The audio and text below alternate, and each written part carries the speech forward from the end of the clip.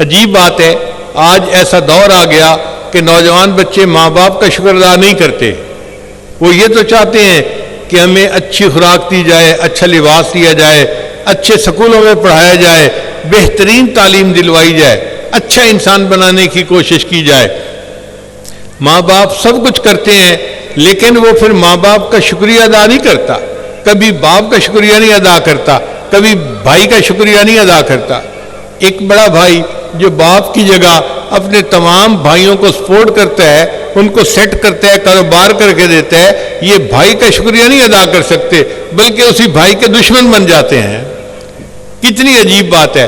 جس نے اپنی زندگی کھپا دی ان بچوں کے پرورش میں اور تربیت میں، آج اس باپ نما بھائی کو ہم اپنا دشمن سمجھنے لگ جاتے ہیں.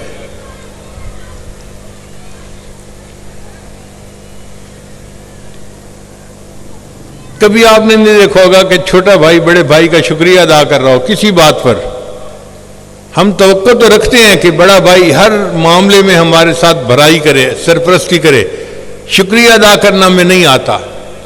بھائی بہن کا شکریہ نہیں ادا کرتا، بہن بھائی کا شکریہ نہیں ادا کرتی، استاد شاگرد کا شکریہ نہیں ادا کرتا، شاگرد اپنے استاد کا شکریہ نہیں ادا کرتا، پڑوسی پڑوسی کا شکریہ نہیں ادا کرتا، رشتہ دار اپنے رشتہ داروں کا شکریہ نہیں ادا کرتے.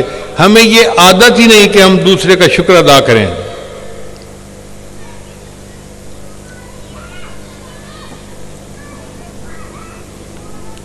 کافروں نے اس شکریہ کے عمل کو اپنا لیا.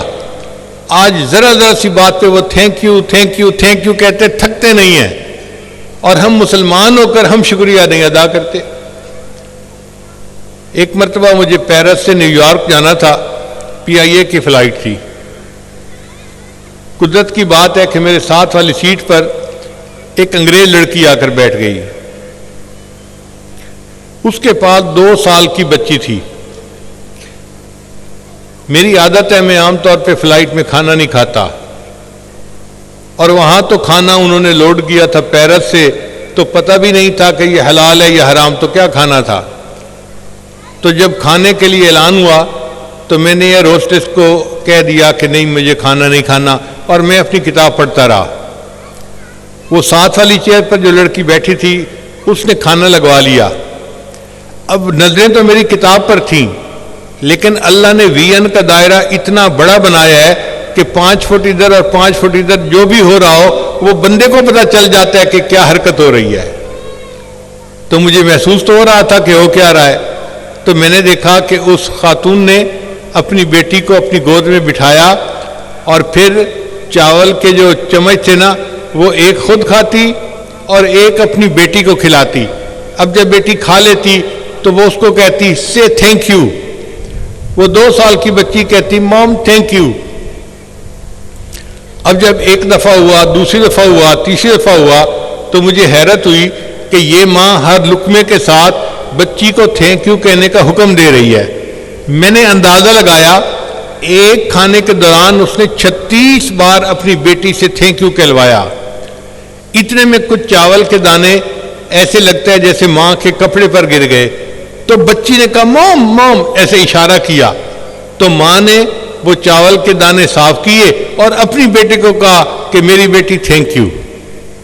اب بتائیے کوئی مسلمان ماں آپ نے دیکھی جو ایک کھانے کے دوران اپنے بچوں سے 35 مرتبہ یا 36 مرتبہ شکریہ کا لفظ کہلواتی ہو؟ ایک دفعہ بھی نہیں کہلواتے. 35 دفعہ تو بڑے دور کی بات ہے. اور جن کو مائیں سکھاتی ہیں پھر ان کی گھٹی میں شکریہ ادا کرنا پڑ جاتا ہے. اس لیے ہمیں چاہیے کہ ہم اپنے بچوں کو زیادہ سے زیادہ شکریہ ادا کرنے کی تعلیم دیں تاکہ یہ عادت ان کی گھٹی میں پڑ جائے. یہ ایک میجک لفظ ہے. جس بچے کو یہ کہنا آ جاتا ہے تو اللہ تعالیٰ اس کے اوپر دوسروں کی مہربانی عطا فرما دیتے ہیں.